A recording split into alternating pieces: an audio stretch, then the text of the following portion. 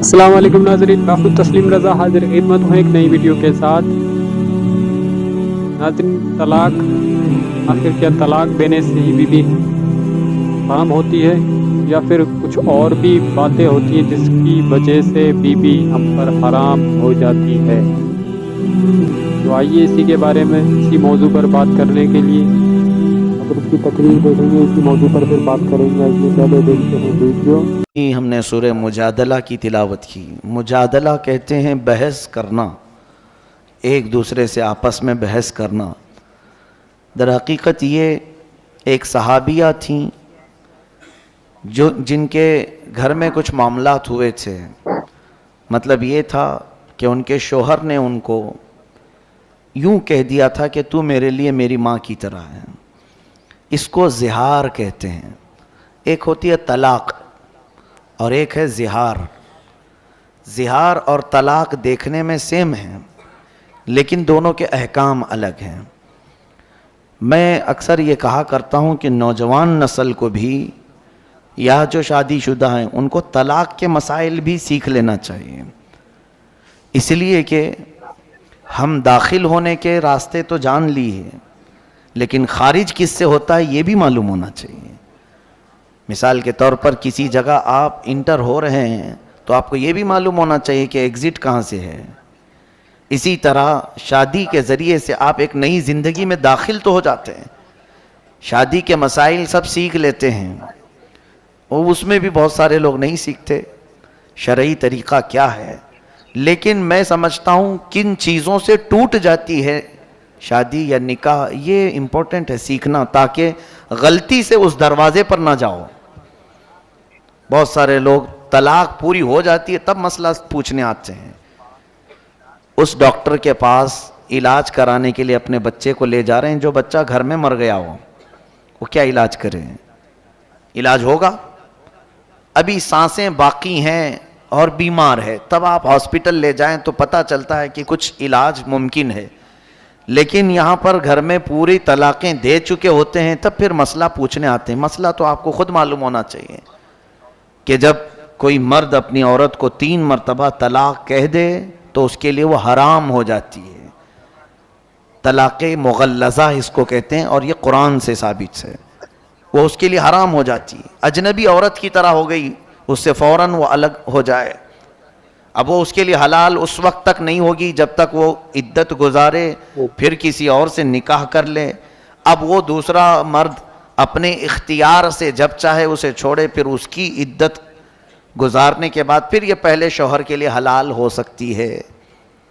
یہ طلاق کا پروسیس جو 3 طلاق ہو جائے۔ ہاں، ایک بار اگر کسی نے کہا طلاق یا 2 مرتبہ کہا تو ابھی اسے بچایا جا سکتا ہے۔ یہ طلاق رجعی اس کو کہتے ہیں۔ اس میں رجوع کر سکتا ہے، واپس لے سکتا ہے، یعنی پھر اس کو دوسرے کسی کے نکاح میں دینے کی ضرورت نہیں، بلکہ خود ہی اس کا ہاتھ پکڑ لے اور کہہ دے کہ میں تجھے واپس کر لیا، تو یہ 1 طلاق یا 2 طلاق میں وہ واپس ہو جائے گی۔ اس کو طلاق رجعی کہتے ہیں۔ بتانے کا مطلب یہ ہے کہ یہ مسائل ہر مسلمان کو معلوم ہونا چاہیے۔ کچھ لوگ یہ کہتے ہیں غصے میں نے بول دیا اسے، تو میاں پیار میں کون بولتا ہے طلاق؟ غصہ آتا ہے تبھی تو یہ ساری چیزیں ہوتی ہیں۔ غصے پر کنٹرول ہونا چاہیے۔ غصے ہی کی حالت میں اکثر لوگ کہہ جاتے ہیں اور اسی وقت جو کہی جاتی ہے وہ واقع ہو جاتی ہے۔ غصے میں آدمی بے قابو ہوتا ہے۔ تو یہاں پر بہت سارے لوگ یہی عذر لے کر کے آتے ہیں، غصے میں بولا ہوں یا ہوش میں نہیں تھا بول دیا ہوں۔ میرے عزیزو، یہ سارے بہانے شریعت نے نہیں قبول کیے، حتیٰ کہ ایسے نشے کے حالت میں بولا کہ آسمان و زمین کو بھی نہیں پہچان پاتا، اس وقت بھی بولا تو بھی واقع ہو جائے گی۔ اس حالت میں بھی اگر کہا ہو تو واقع ہو جائے گی۔ میرے کہنے کا مطلب یہ ہے کہ ان تمام مسائل کو سیکھ لینا چاہیے۔ یہ ہوئی طلاق۔ ایک ہے زہار۔ جو عورتیں تم پر حرام ہیں، مثال کے طور پر تمہاری ماں، بہن، بیٹی، یہ آپ کے اوپر حرام ہے نا، پھوپھی، خالہ، یہ آپ کے لیے ابدی حرام ہے، ہمیشہ کے لیے حرام ہے۔ ان سے نکاح نہیں کر سکتے تم۔ ماں سے کوئی نکاح نہیں کر سکتا، بیٹی سے، سگی بہن سے، یا پھر اپنی پھوپھی سے یا خالہ سے کبھی بھی وہ زندگی بھر نکاح نہیں کر سکتا. ان کو محرمات ابدیہ کہتے ہیں، یعنی ہمیشہ کے لیے یہ عورتیں تم پر حرام ہیں، نکاح کے لیے حرام ہیں. اب ان عورتوں کے ذریعے سے آپ نے اپنی بیوی کو مشابہت دے دی، ان کی طرح کہہ دیا. اپنی بیوی کو کہا کہ تو میری پھوپھی کی طرح ہے، تو میری خالہ کی طرح ہے میرے لیے، یا میری بہن کی طرح ہے. یا پھر ایک عضو کو بھی کہہ دیا کہ تیرا پیٹ یا تیری پیٹھ یا کوئی حصہ میری ماں کی طرح ہے، تو اس کو کہتے ہیں زہار. وہ عورت تم پر حرام ہو گئی، طلاق نہیں ہوئی لیکن وہ حرام ہو گئی، اب تم اسے چھو نہیں سکو گے. یہ زہار ہے. اس کے مسائل ابھی آئے نہیں تھے. ایک صحابیہ کے ساتھ ایسا ہوا. عمر دراز خاتون تھی، ان کے شوہر بھی صحابی رسول ہیں. دونوں میں کچھ تکرار ہوئی گھر میں، تو شوہر نے کہہ دیا کہ تو میرے لیے ماں کی طرح ہے. تو وہ روتے ہوئے باہر نکلی اور آئی حضور صلی اللہ علیہ وسلم کے پاس کہ آقا اس مسئلے کو بتائیں، اتنی عمر ہو گئی، بڑھاپا آ گیا، اب جا کر میرے شوہر نے مجھے ایسا کہہ دیا، کیا کروں؟ نبی کونین صلی اللہ علیہ وسلم نے کچھ نہیں بتایا، خاموش رہے، کیونکہ ابھی مسائل آئے نہیں تھے، ابھی کوئی حکم اس مسئلے کے بارے میں آیا نہیں تھا. تو وہ باہر نکلی اور زور زور سے بحث کرنے لگیں اپنے شوہر سے یا کچھ، کہ میرا مسئلہ معلوم ہو جائے، کیا کروں، میں گھر میں رہوں یا باہر جاؤں. وہ چلا رہی تھی. تب اللہ تبارک و تعالیٰ نے جبرائیل امین کے ذریعے آیت نازل فرمائے، قد سمع اللہ قول التی تجادلک فی زوجہا وتشتکی الی اللہ. اللہ نے اس عورت کی بات سن لی جو اپنے شوہر کے بارے میں آپ سے بحث کر رہی ہے اور اللہ کی بارگاہ میں شکایت کر رہی ہے کہ میرا مسئلہ واضح کیا جائے.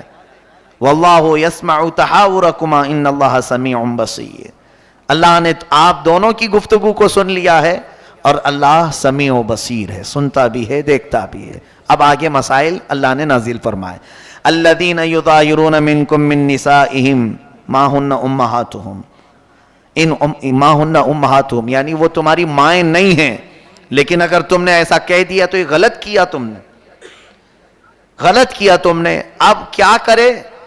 اللہ تعالیٰ فرماتا ہے والذین یظاہرون من نسائہم ثم یعودون لما قالوا فتحریر رقبۃ من قبل ان یتماسا. ایک غلام کو آزاد کرنا ہوگا جس نے بھی ایسا کہا ہے. غلامی کا زمانہ تو اب ہے نہیں، پہلے غلام ہوتے تھے. ایک غلام آزاد کرو، اب یہ پھر تمہارے لیے حلال ہو جائے گی. نہیں ہے اگر، آگے سنی آیت اور بھی اللہ فرماتا ہے فَمَن لَّمْ يَجِدْ فَصِيَامُ شَهْرَيْنِ مُتَتَابِعَيْنِ مِن قَبْلِ أَن يَتَمَاسَّا.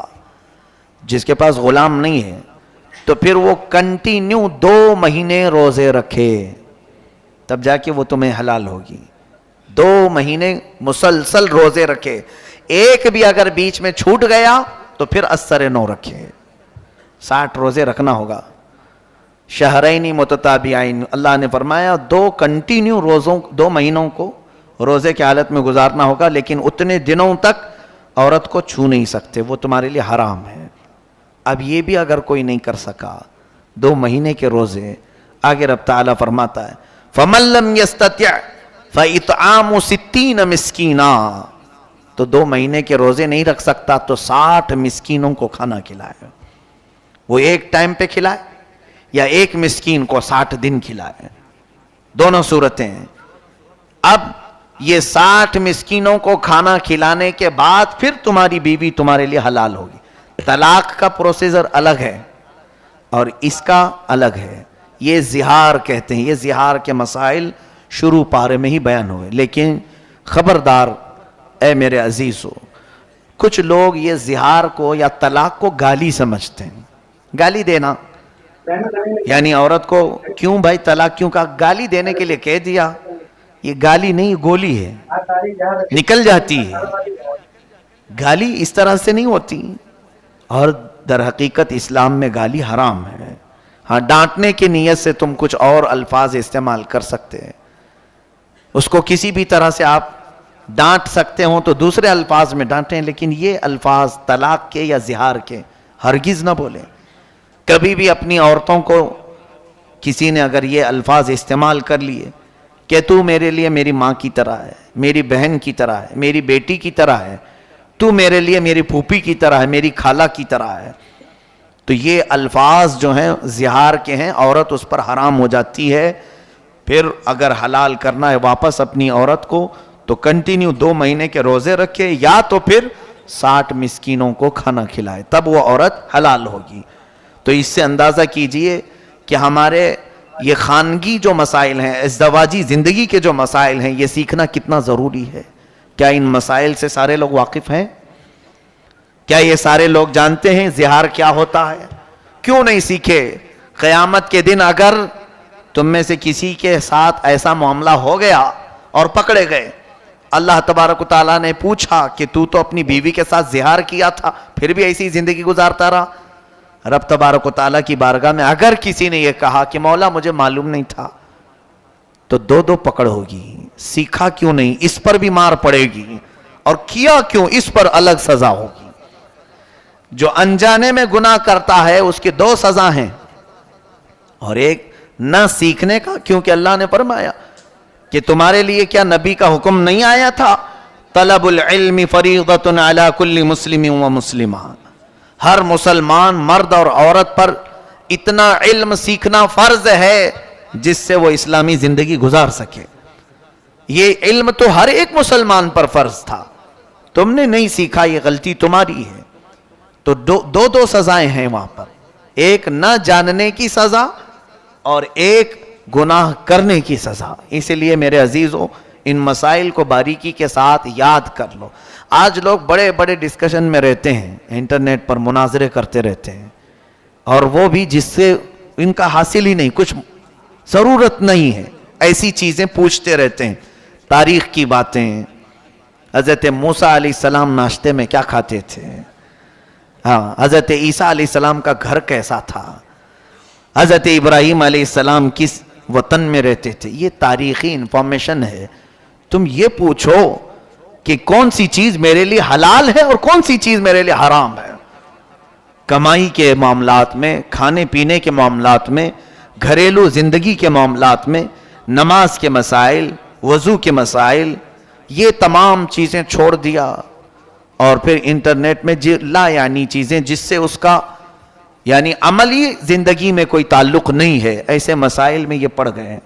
اور اسی وجہ سے آج دیکھیں وہ لوگ اپنے ہاتھ میں قلم اور فتویٰ لے کر کے گھوم رہے ہیں جن کو ابھی استنجا کے مسئلے بھی نہیں معلوم، اور وہ بڑے بڑے لوگوں کے ایمان ناپ رہے ہیں کہ یہ مسلمان ہے کہ یہ کافر ہے، یہ دائرہ اسلام سے نکلا ہوا ہے. خود کو یہ نہیں معلوم کہ ابھی میں اسلام پر پورا قائم ہوا کہ نہیں ہوا. میرے عزیزوں آج کے دور میں جتنی چیزیں آپ کو سیکھنا ضروری ہے ان تمام چیزوں کی طرف دوڑو. زندگی بہت تیزی سے نکلتی جا رہی ہے. جو ضروری مسائل ہیں ان سب کو کسی نہ کسی ذریعے سے سیکھو. علمی محفلوں میں بیٹھو یا علماء کی صحبت اختیار کرو. کیا علماء صرف تعویذ گنڈے کے لیے ہی ہیں؟ دھاگے دم درود اسی کے لیے ہیں علماء؟ بچے بیمار ہوں، گھر میں مصیبت ہو، اسی لیے علماء ہیں؟ علماء کرام کے پاس آپ زیادہ سے زیادہ علم سیکھنے کے لیے وقت گزارو. کئی چیزیں میں دیکھتا رہتا ہوں، علماء کا کام کیا ہے. ہم بھی اس دور سے گزر رہے ہیں، لوگوں نے ان کو کیا چیز بنا رکھا ہے. اگر کچھ اچھے لوگ ہیں، مؤدب لوگ ہیں، آتے بھی ہیں، تو وہ اپنی ضروریات کے اعتبار سے بیمار ہے. میں یہ منع نہیں کر رہا ہوں، ٹھیک ہے، اس کے ساتھ کچھ اور بھی چیزیں ہیں، کچھ محفلیں ہیں، علمی محفلیں، اس میں کیوں نہیں حاضر ہوتے؟ اپنے بیمار بچوں کو لے کر کے آتے ہیں. 2 طرح کے لوگ آتے ہیں، یا تو پھر دعا کروانے کے لیے، یا تو پھر لوگوں کی غیبت کرنے کے لیے. 2 طرح کے لوگ علماء کے پاس آتے ہیں. بیٹھ جائیں اور سارے لوگوں کی غیبت چھیڑ دیں، فلاں کیا کر رہے تھے، وہ یہ کر رہے تھے، وہاں ایسا چل رہا تھا. خود بھی گنہگار ہوتے ہیں اور علماء کرام کو بھی ایسی غیبت میں مبتلا کر جاتے ہیں. ایسے حالات سے گزرتے رہتے ہیں، ہم دیکھتے ہیں. میرے عزیزو، یہ علم سیکھنے کا موقع آپ کے پاس اگر مل گیا ہے علماء کے ذریعے سے، تو زیادہ سے زیادہ حاصل کر لو. سیدنا امیر حمزہ رضی اللہ تعالیٰ عنہ، سیدنا عمر فاروق رضی اللہ تعالیٰ عنہ فرماتے ہیں کہ ہم کو سورہ بقرہ سیکھنے میں 12 سال لگ گئے. 2.5 پارے کی سورہ ہے. کون؟ امیر المومنین عمر ابن خطاب رضی اللہ تعالیٰ عنہ. سورہ بقرہ سمجھنے، تفہیم، اس کے تمام چیزوں کو معلوم کرنے میں مجھے 12 سال لگ گئے.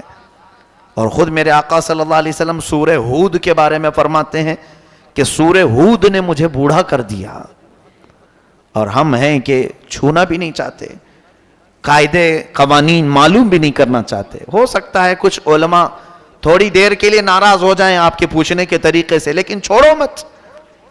ہو سکتا ہے کوئی جھڑک دے، لیکن چھوڑو مت، پھر حاصل کرتے ہی رہ جاؤ، لگے رہو.